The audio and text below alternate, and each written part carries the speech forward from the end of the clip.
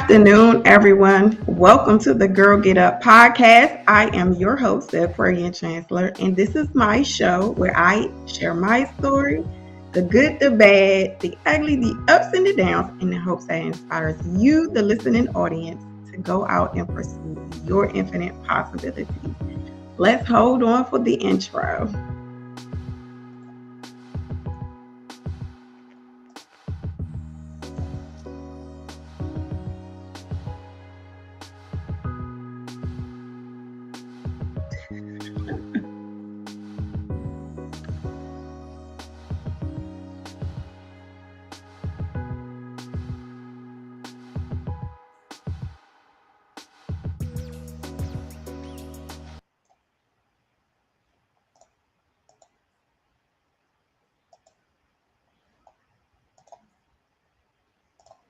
Okay, well, today I have a guest here. His name is D. Saul. He is an entrepreneur. He is a real estate, a realtor, and a money coach. He is here to grace us with his presence and give us he's demystifying the misconceptions about the home buying process. So, welcome, D. Saul. Welcome to the Girl Get Up platform. I appreciate you being here today. Tell the audience who you are and what you do. What's happening with you, Queen? It's always a pleasure to come on your show. I appreciate you for joining me. I'm D. Saul. I'm a realtor and a money coach. I've been doing this thing for a long time, and I found a big passion a long time ago for teaching financial literacy to the underserved communities. Where I grew up at, we didn't know much about money. We didn't know much about real estate. We didn't know much about anything outside of surviving, right? So I took on that passion in 2015 after a little hiccup. I had got the job that I wanted, and it was contingent on a credit check, and they snatched the job away from me due to my credit. And I'm like, what is going on here? So it led me to learning about credit. And when I went down that rabbit hole, I started learning so much about financial literacy. And after I learned it, I felt it in my heart to give it back to my community, give it back to the people that don't know. So hopefully I can inspire someone to learn about credit, learn about real estate, learn about everything about money. And I started my podcast, and here we are.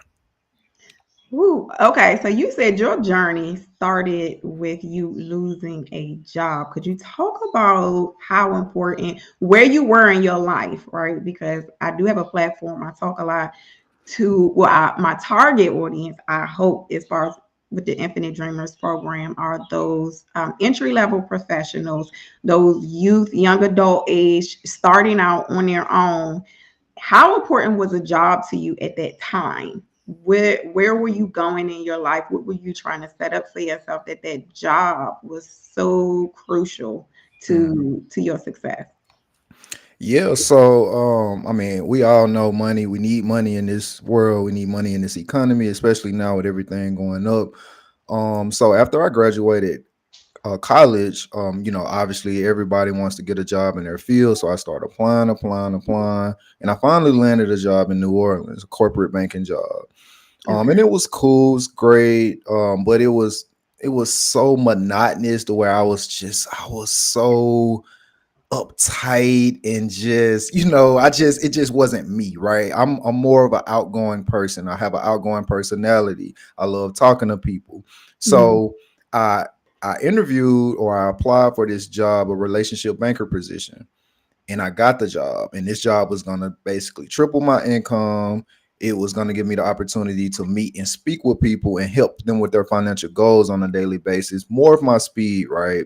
Mhm. um I got the job, I interviewed well, I got it, and they told me it was contingent on a credit check. And I'm like, okay, I didn't know anything about credit. So I'm like, I must be good in it. I've done all this, I got my degree, I've excelled at all of these things in my life thus far. I must have a good credit score. I just didn't Right. know. Came back that my credit score was super, super low, and they had to rescind the offer, and I was devastated, y'all. Super devastated. The job that I wanted for so long was just now gone because of a credit score. Why? Okay, but how old were you? What, 18, 19? Oh no, I was graduated. I think I was 23 when I graduated college, so probably around 23.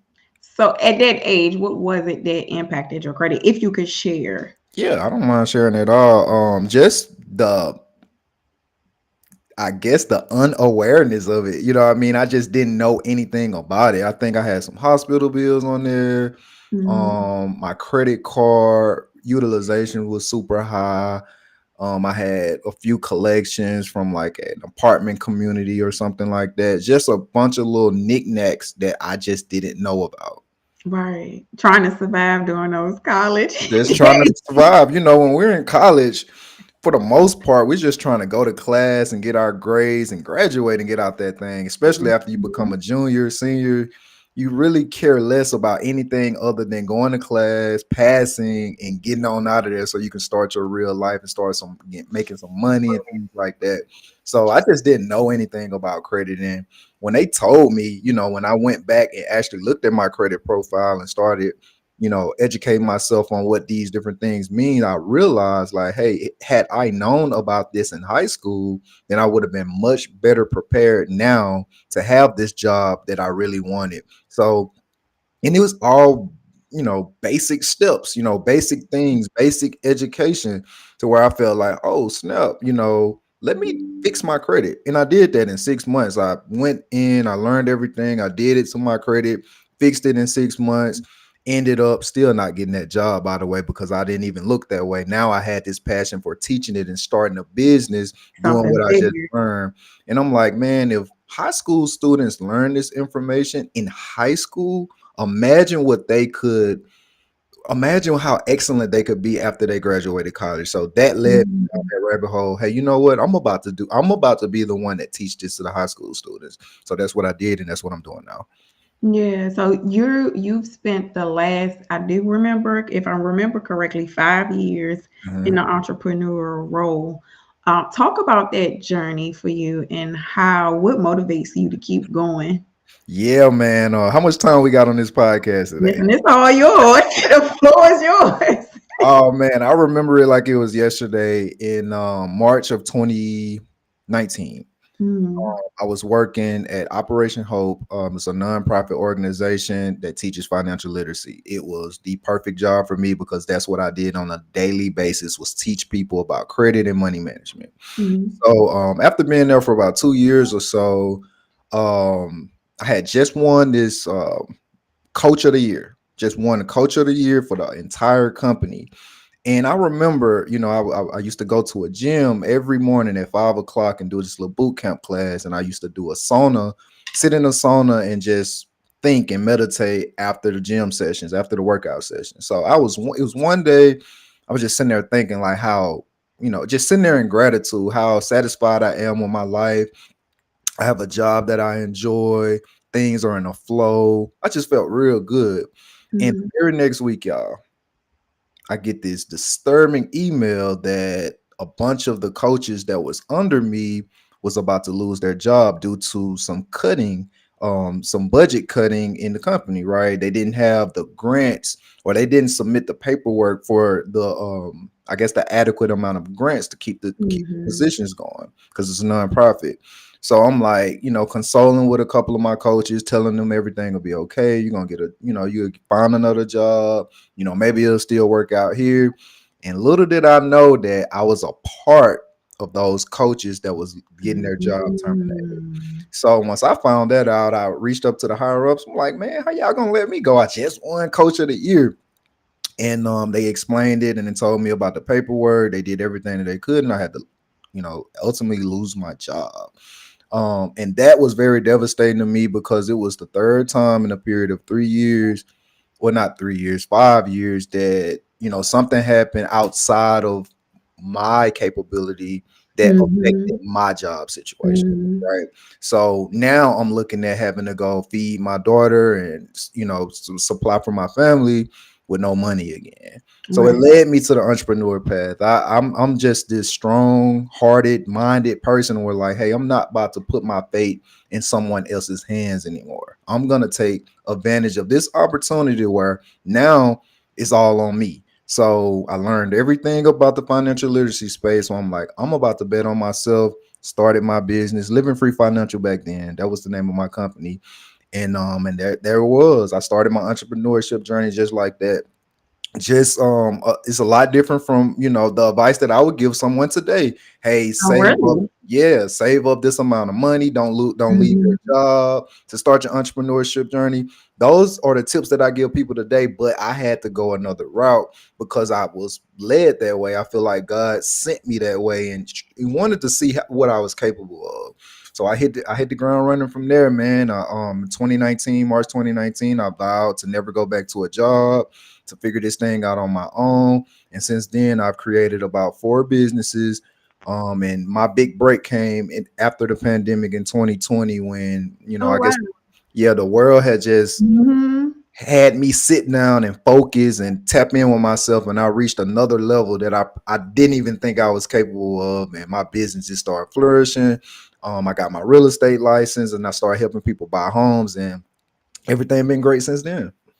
That, you know what? I love to hear that because I said a while when I first started doing YouTube and interviews and stuff like that. I would do little monologues or whatever it is, individually for myself, right? And one of the things that I said in one of those, it was called Healing Generations. I said that the decisions that we made during that period of COVID is what our life is going to look like for like the next 10 up to 10 years.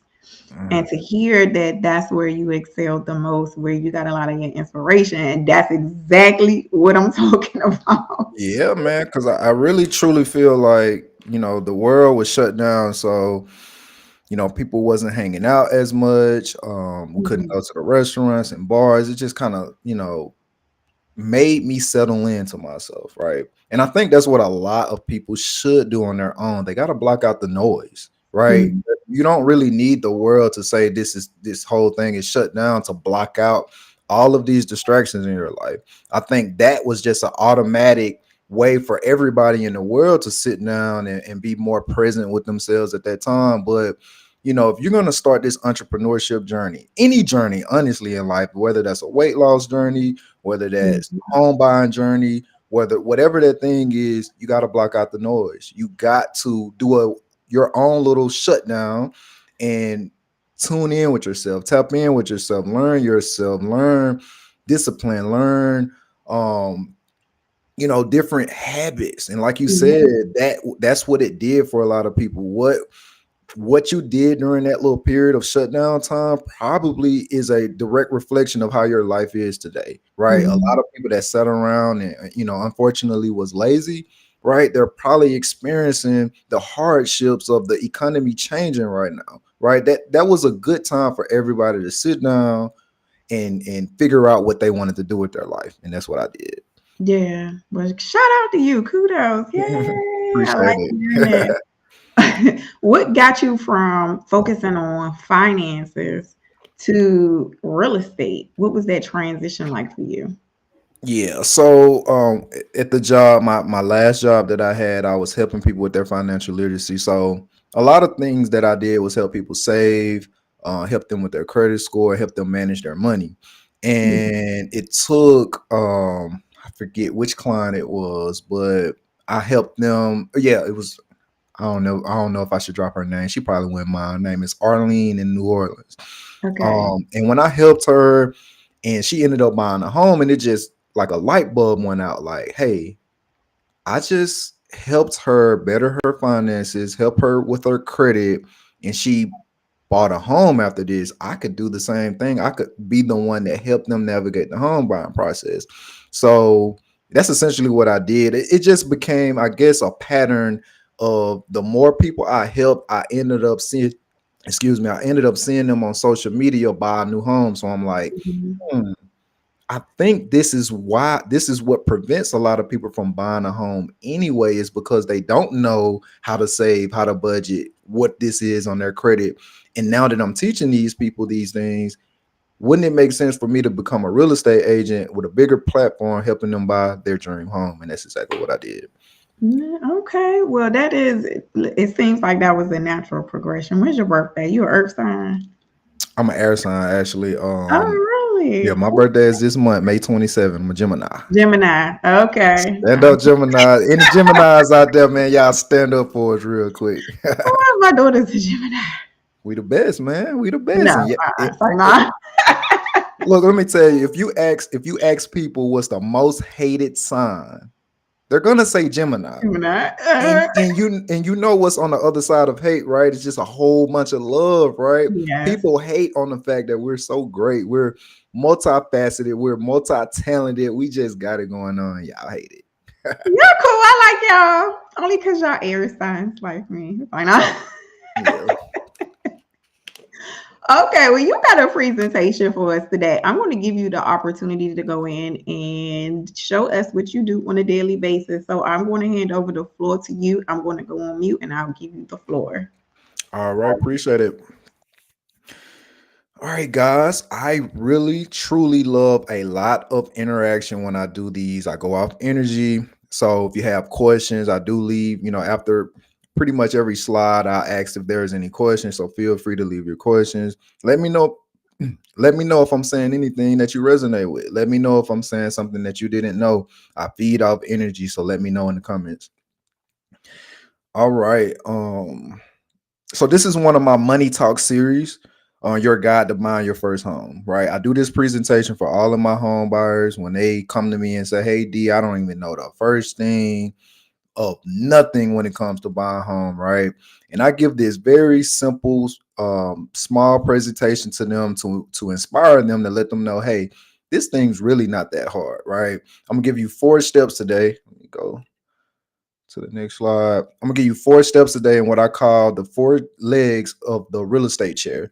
The 4-legged real estate chair that every leg represents something that you'll have to do to buy a home. And in this presentation, you'll learn how to buy a home, you'll learn how to build your credit, and you'll learn some ways to create a budget and manage your money. All right, first, a little bit about me. We talked about me a little bit already. I've been a money coach since 2015. That's when I learned about credit, started educating myself, and started helping all of my family and friends. And then eventually, I had started a business helping people with their money. And I did that in 2015. I'm now a podcast host for the Money Talk Mondays podcast. I'm a real estate agent. I'm licensed in Georgia, Louisiana, Mississippi, and Florida. And I also help people in all 50 states. I've built a team of partners across the entire country that helps me in all states. So I'm able to be omnipresent. Um, this is kind of small. I was the Rising Star Award winner. So as soon as I got in the game, I was with Keller Williams. I won the Rising Star Award and the Rookie of the Year for my brokerage. And I don't. Can we? Is it a way we can make my slide bigger and me smaller? Okay, that's great. Yep, I won the Rookie of the Year with Keller Williams, and now I'm helping people in all 50 states 5 years later. So let's hop on into the presentation today, man. The 4-legged chair of buying real estate, right? Very simple, right? The reason that I use a chair is very symbolic because if you don't have 4 legs of that chair, your chair is going to be a little lopsided. You're going to be a little wobbly, right? So I teach this method to let people know you got to have each leg of the chair standing tall before you start that home buying process, right? And the 4 legs represent 4 key things, right? Number one being the most important, your money management skills, right? This is how well you budget. This is how well you save. This is how well you prioritize your money, right? Super simple ways. I'm going to give y'all a couple of tips at the end, so make sure y'all stay. The second is your credit history. Obviously, you got to have a decent credit score if you plan on getting a mortgage loan from a mortgage lender, right? I'm going to talk about some key things to building your credit. You need a 620 or better credit score. And the very key simple thing is just to pay your bills on time. Easy, right? Number 3, you got to have a good job history. Lenders will not lend you money when they don't know how you work. They don't know how responsible you are with your job, right? So they look for consistent employment. We're going to talk about that a little bit as well. And the last thing is you're going to need some assets, right? You got to be able to buy real estate. Got to have some money in the bank. I know there's a lot of, misconceptions out there. You don't need much money to buy a house. I've negotiated deals with my clients where they didn't pay much, but they still had to pay something. We're going to talk about that. So let's hop right on in. All right. The most important part of that chair, right? If you don't have one leg sitting up on the chair, you really don't have a chair at all, right? So the most important part of this chair is your money management, right? You got to be able to master your money. I tell people all the time, it's not about how much money you make. It's never been about how much money you make. It's always about how much money you keep, right? How much money do you reserve? How much money do you save? How much money are you able to set aside for things that mean a lot to you, right? And you do this by way of a budget. Now, there's a lot of people out there don't want to have that honest conversation with themselves. They don't want to talk to themselves about being responsible with their money, right? And this is especially important if you live with a partner. Let's say you live with your wife, boyfriend, girlfriend, husband, family, brother, sister, whatever. If you share living space with someone and y'all share bills, y'all have to have that honest conversation with each other about your budget, right? You have to be real. If you can't pay for these certain things, you have to be real. People have to know so y'all can set up a plan or a budget to better your financial situation, right? A budget is a written plan to track your income versus your financial obligations or the bills. It reveals how much income a person receives and how much of that income will be used to pay for your financial obligations. Much of that income will be used to pay for your financial obligations or bills, okay? Right? The reason a budget is important, it gives you financial stability, it gives you a peace of mind, right? It enables you to plan and set goals easily, right? It's that vacation that you want to go on, you want to buy a home, you want to start a business. It helps you set those goals easily because you know where your money is going and where it's coming from, right?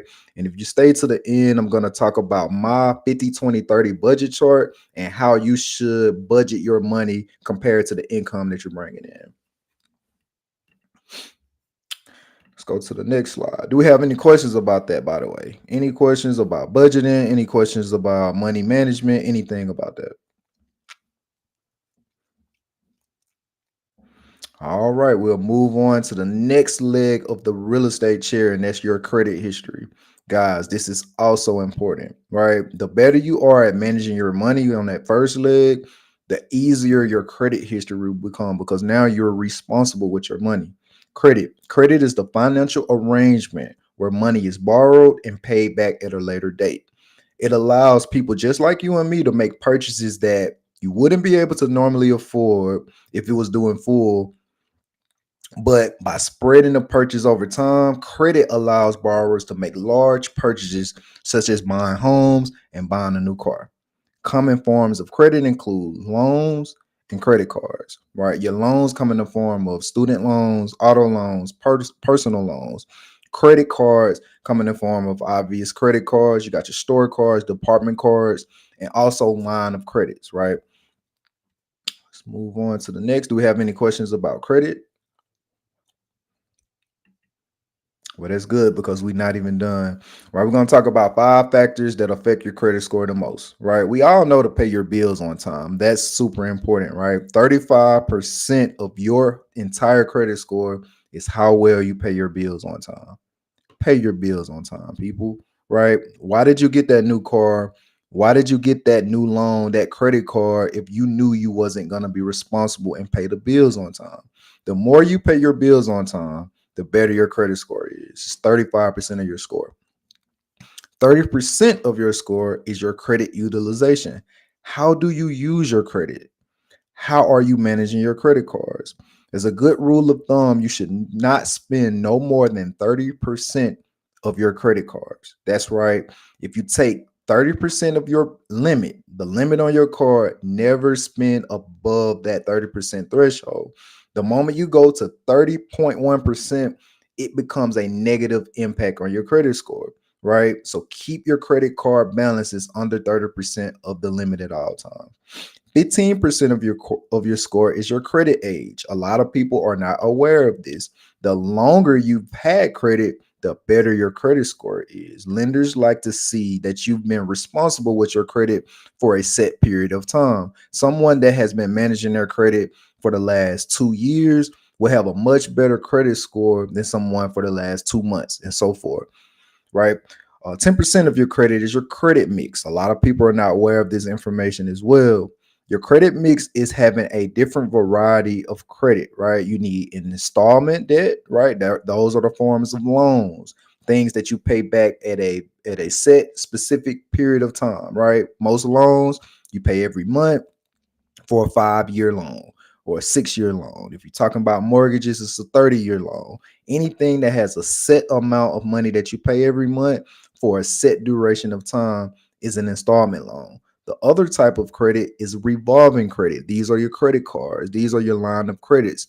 Things that fluctuate over time. Sometimes your payment will be $100 a month, sometimes it may be 150, right? There's no set time on when this should be paid off. Most credit cards, you can have them for a lifetime if you're responsible, right?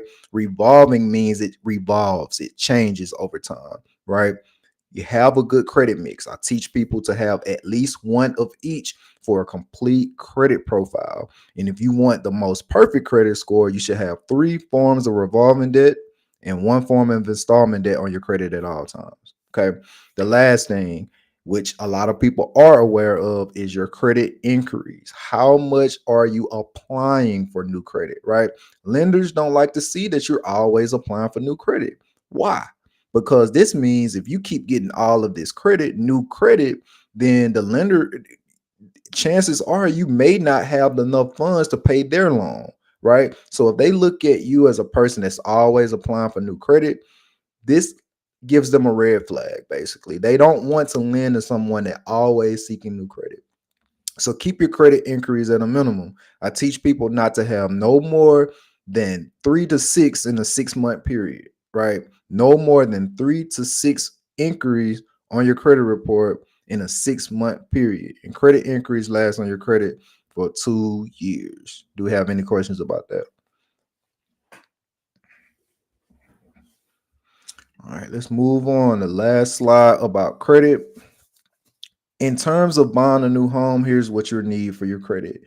You're gonna need a 620 or better, right? I know y'all hear people say 580, right? And in certain rare circumstances, you can get approved for a new home at a 580 credit score, but there are a lot of contingencies that go with that, right? I tell all of my buyers to aim for a 620 or better, right? This will allow you to get more of the home buyer programs. This will ensure that you get a decent rate and you will just have a more comfortable home buying experience with a decent credit score. So I always suggest getting a 620 or better, right? And if you do have negative accounts on your credit, this is okay. Lenders are not expecting a perfect credit score, okay? They want to see that your collections or charged off accounts are less than $2,000 in total, right? So if you got some medical bills, you got some old charged off credit cards, you may be okay as long as the total of all of those negative accounts are less than $2,000. Lenders like to see no late payments within the last 12 months. This is super important, right? We've all made mistakes. We've all had a little boo boo and missed a payment here and there.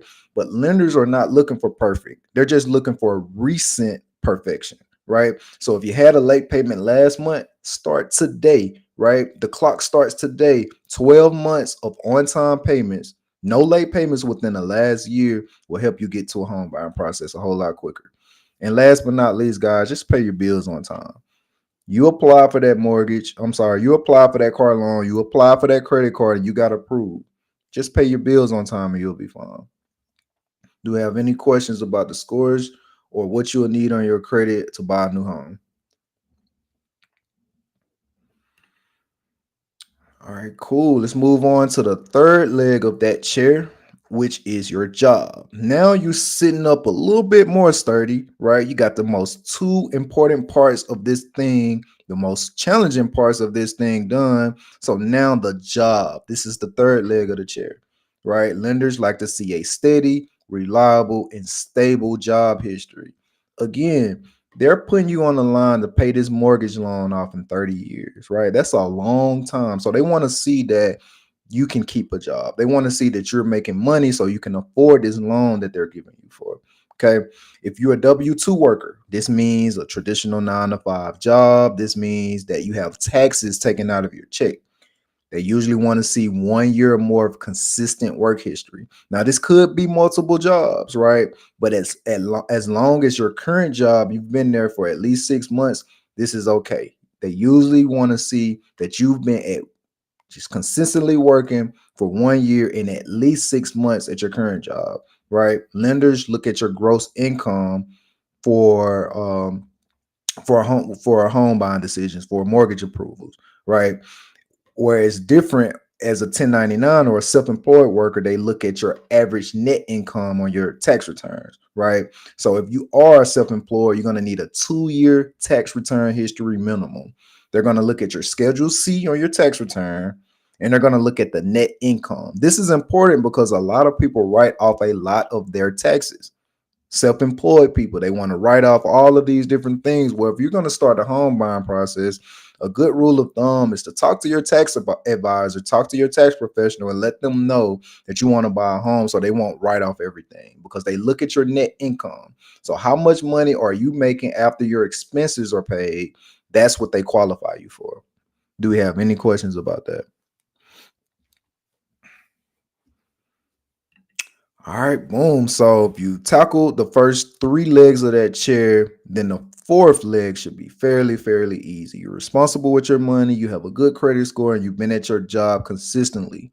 Now you'll just need money in the bank, right? If you've been doing all of those things well, this will come easy. Excuse me. You're gonna need some money in the bank, right? I always recommend having anywhere between $10,000 to $15,000 saved to start the home buyer process. Now, this varies by area. Obviously, if you're in New York or in the DC area, you're gonna need a little bit more money because properties there cost a little bit more. The cost of living is higher, right? But on average, having a minimum of $10,000 to $15,000, you should be okay, right? Even if you're getting home buying assistance, even if sellers are paying your closing costs, or you have a zero down payment loan, you're still going to need money, right? Here's a couple of things that you're going to need for the home buyer process, right? You're going to need a down payment, right? If you use a FHA loan, it's only 3.5% down, but you're still going to have to pay that down payment, okay? Closing costs, right? You have to pay for those lender fees. You have to pay for those title insurance costs, right? You're going to need money for that, right? Some of your out-of-pocket costs where your seller is not going to pay for you, or your agent is not going to be able to help you much, is your deposit, right? You're going to be able to, you're going to be able to have to secure that contract with an earnest money deposit in most states, right? One of the most important things is an inspection.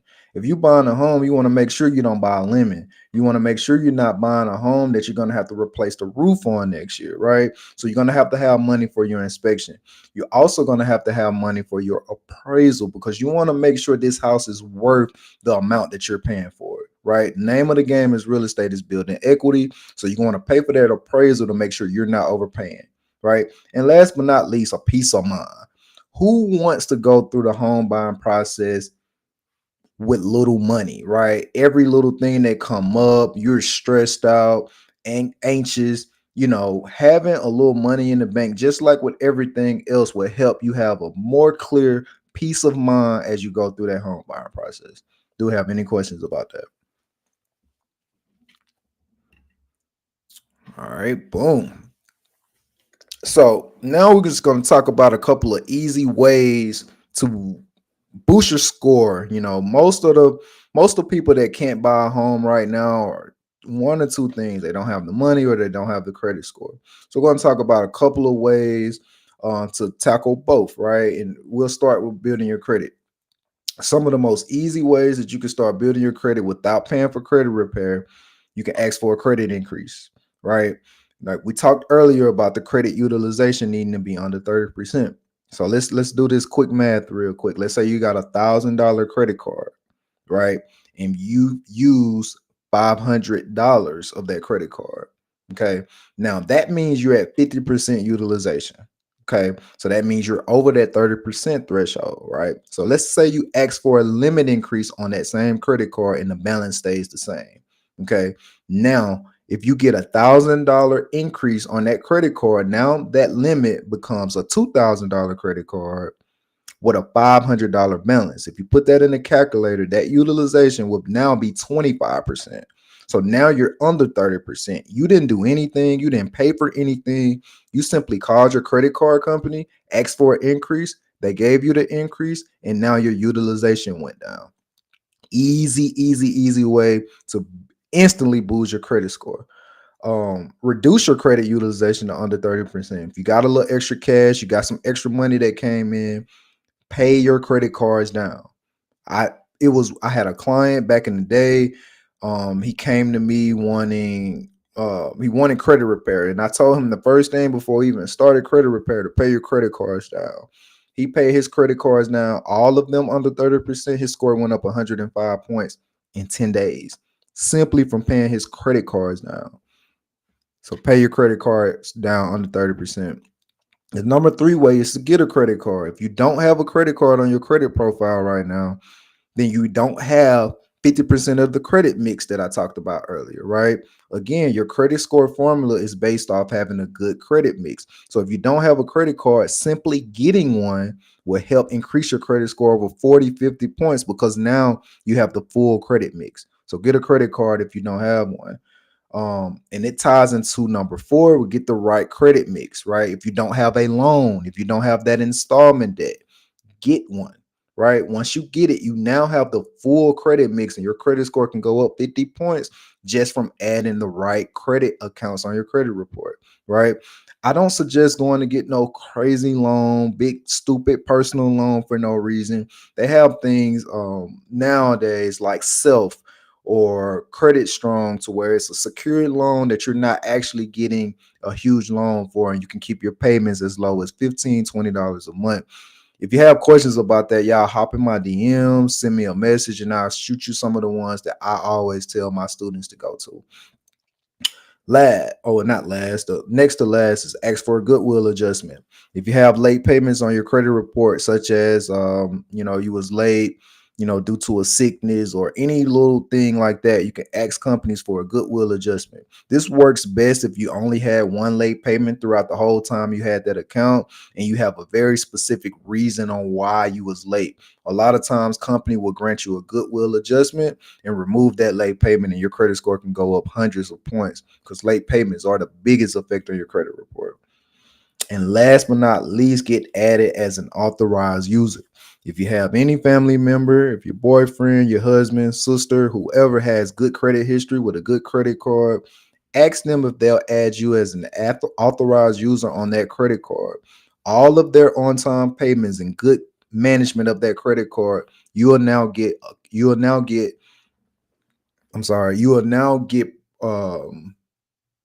yeah, I'll count that on your credit report. I'm sorry, my mind went blank.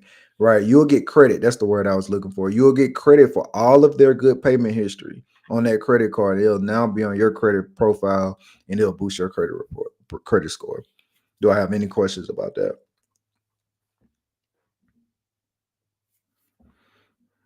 Cool. Next, we're going to be talking about budgeting, right? I mentioned earlier about my 50, 20, 30 budget chart, right? This budget chart has changed my life.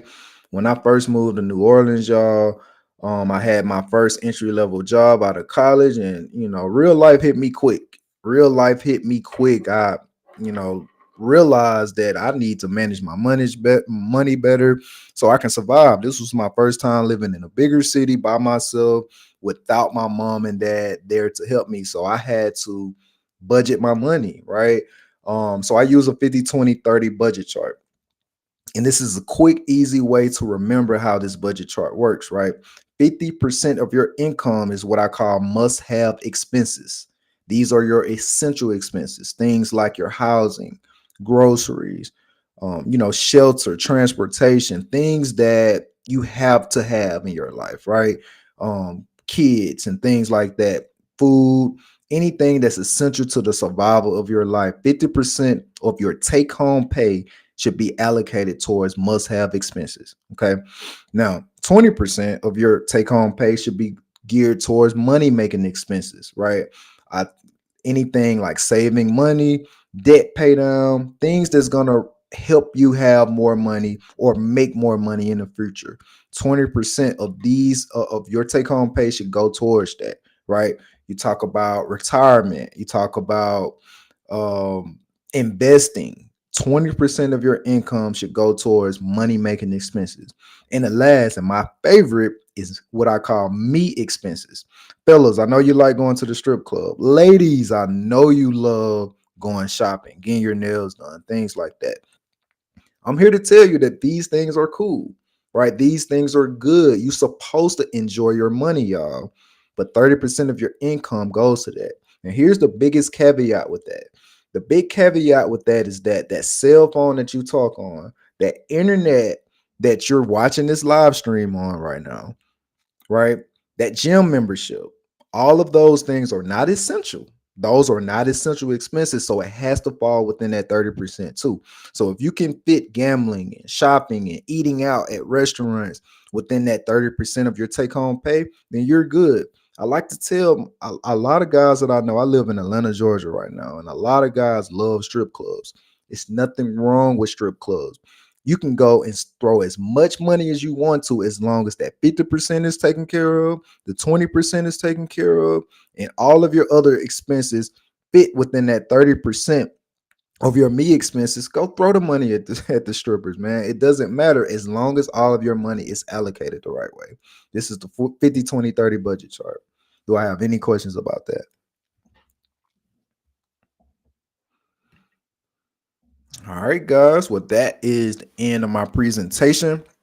If you have any questions about anything that I mentioned, please feel free to send me a message on Facebook or Instagram. I definitely don't mind answering your questions.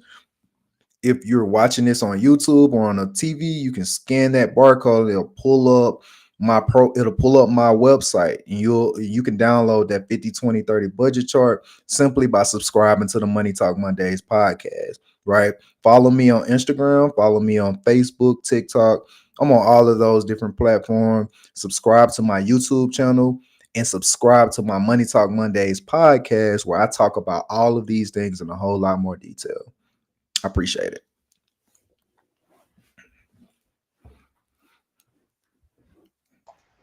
Thank you for sharing that with me today and my audience. Look, I said me. Camera, look. I'm writing my notes and stuff. Hold on up. Wait a minute. I like, which one did we have earlier? Well, anyway, we can leave it like that. So I'm writing my notes and stuff. So I have a couple questions before I Mhm. let you go. You talked in the beginning and at the end about budgeting and enjoying your money. I was listening to something yesterday. They were talking about finances, of course, and I heard the phrase "have respect for your money." Define that. Have respect for your money. Mm-hmm. When I think about having respect for my money, I think about being responsible with your money, right? Money, I think a lot of people look at money as this evil. I don't know. I think a lot of people have this negative connotation when it comes down to money, but you really should nurture and cherish your money, right? Your Mm-hmm. money is there to what? Help you survive, right? 50% of your income should go towards housing, groceries, food, shelter, things like that, right? Respect your money so it can respect you, right? When I think about respect your money, I think about putting your money in a situation to work for you, right? Let me put my money out there so it can come back and make me more money, so it can go out there and help people, right? This is something that I tell myself that helps me go and helps me just feel inspired to make more money. My money, God gave me this gift of purpose to teach and inspire millions of people, right? This is a God-given purpose. It's important and this is powerful, right? Money wants to be a part of that, right? Mm-hmm. Money wants to be in on this thing that God and Saul has, right? To go out there and help people, right? To go out there and get more people and to do things that'll bring more people back so they could be a part of this journey and me delivering financial literacy to everybody. So when I think about respect your money, I think about doing the things that is most useful with your money, right? Mhm.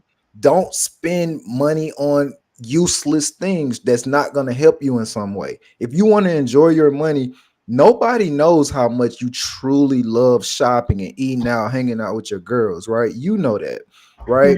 Put your money in a situation to be able to provide and supply the things that you love in your life, such as such as hanging out with your girls or whatever, right? Do the things that you're supposed to do with the 50 and the 20 so you can enjoy your 30%. You got to have a balance with your money. Respect and love your money, and your money will respect and love you back. Yeah, I like that. Thank you for sharing. I want to talk about student loans really quickly because that's been something that's in the media. I've been picking up on certain articles and stuff where Biden is really pressing for this student loan forgiveness. How is that impacting credit at this time? Right. Have you So, been seeing that?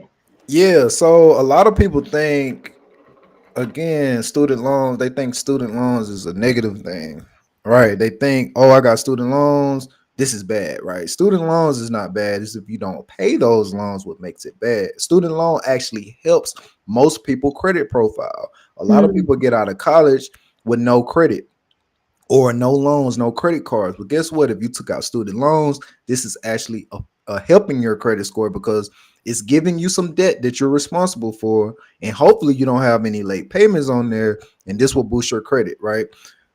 As it pertains to the home buying process, a lot of people think student loans will make them not be able to get approved for loans, and this is just mm, simply not true.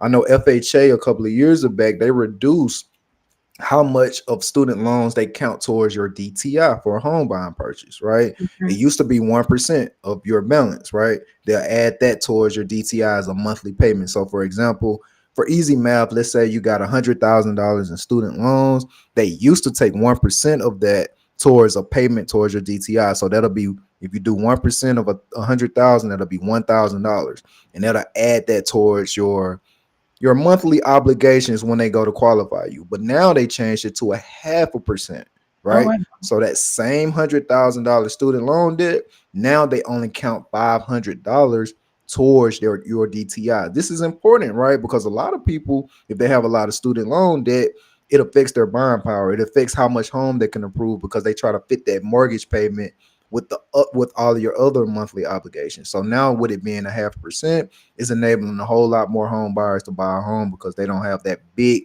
stupid payment amount obligation going towards their DTI. Okay.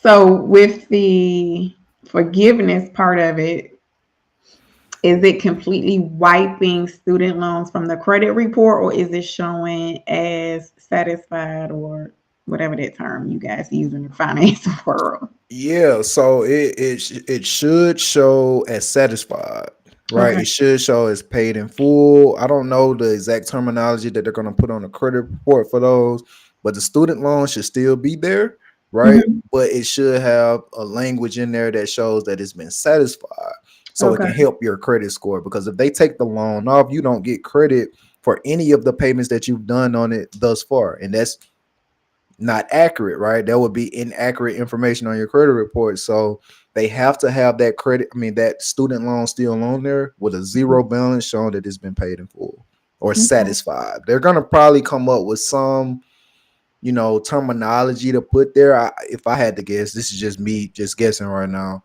And they're gonna build it into the credit score formula that shows that it's been forgiven or something like that.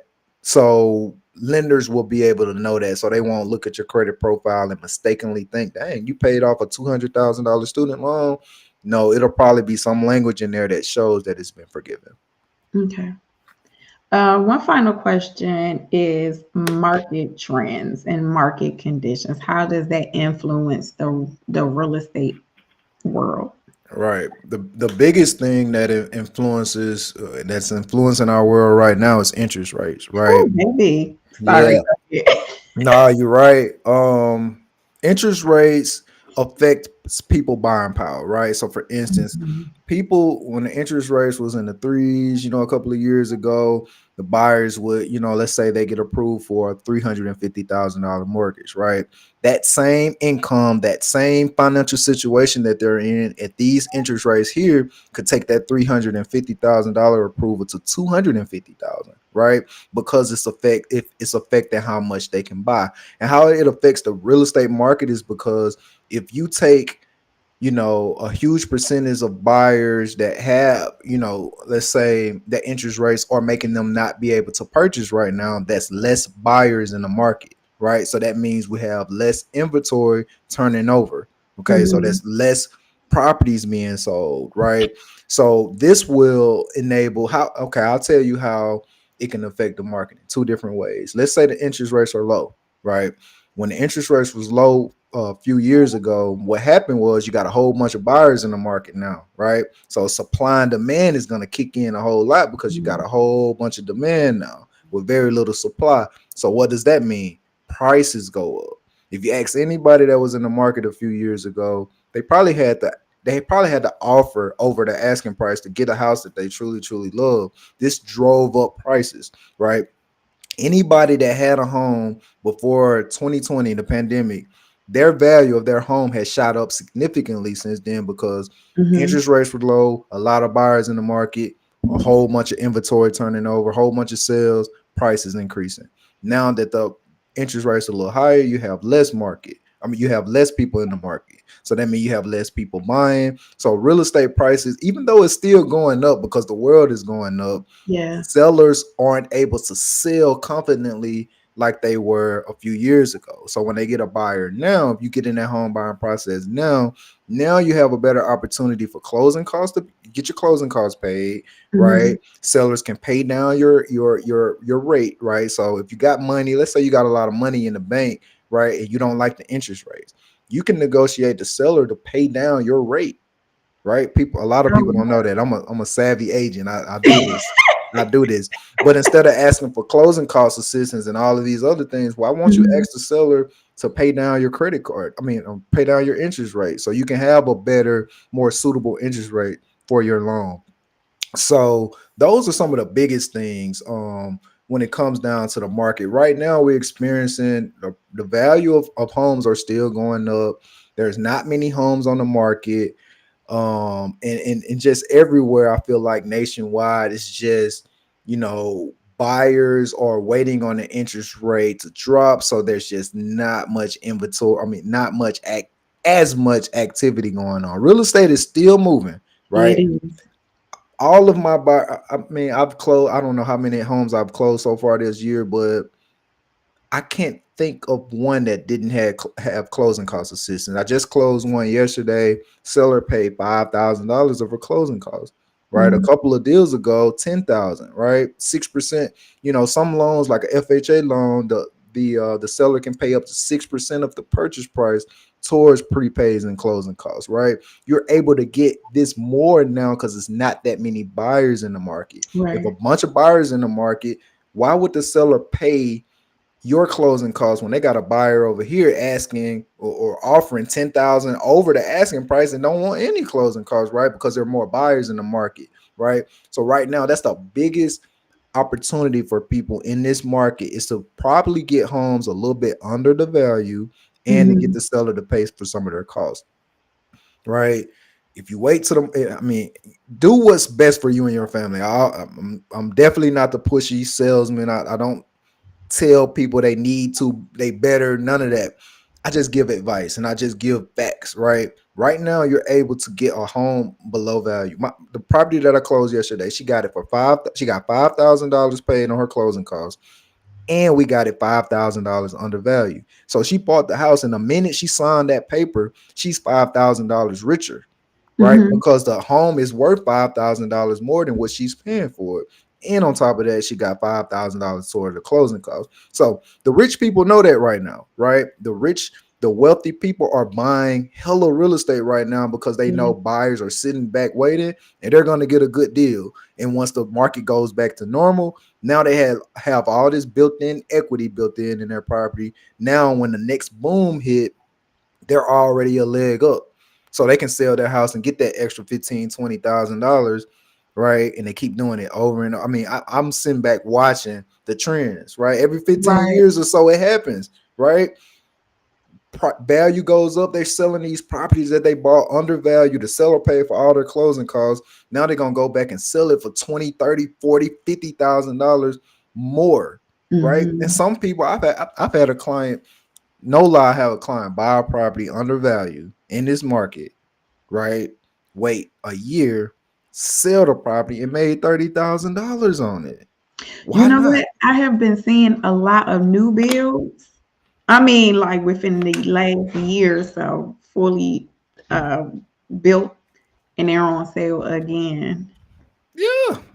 I Yeah. mean, you got to think about it, right?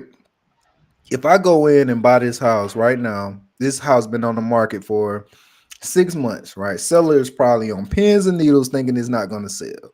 I come through with a very competent offer, not probably what he wanted, right? Let's say it was on the market for 350, right? It's been sitting on the market, no serious buyers.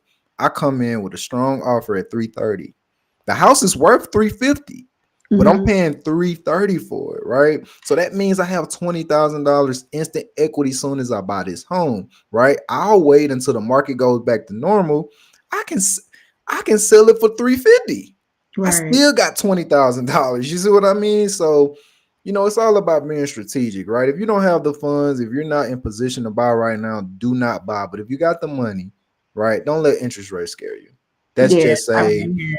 it's just a I mean, because interest rates could drop all the way tomorrow and then you can refinance. You know what I mean? It's no unless you use some of the down payment assistance programs, it's nothing saying that you can't refinance your current mortgage to whatever the rates that you hoping that they fall down to next year. You can always refinance. So if you're in position to buy, call me and let's get this thing rolling. I think that's a perfect way to end. What do you think? I like it. I I like it. do too. Send me your description. We gonna put everything in the chat. So I hope it. Oh, before I let you go, do you have any? I think that was good. But do you have any final words for those infinite dreamers who is starting out, looking to really, really, really build a strong foundation for themselves in the home buying process? What words of wisdom do you give to them at this time? The biggest thing is to tune in with yourself, right? That and that's to buy a home or or whatever goal that you have. It all starts with your mind and yourself first, right? Tap in with yourself, learn yourself, be kind to yourself. Start picking up better habits, right? Tuning in to people like you that's gonna give them the game and wisdom to show them what they need to do. If it's real estate or money related things, tap in with me and just learn as much as you can. We live in a world today where information is right at our fingertips. You go right on Google, YouTube, and learn anything that you want to know. Block out the noise and tap into whatever it is that you want to do. And I promise you, when you make that decision, your dreams will come true. Thank you for sharing. And with that, everyone, you hang on. But everyone, you guys have a good day. Have a wonderful day. Take care. Enjoy Peace. yourself. And this Cinco de Mayo weekend. Please be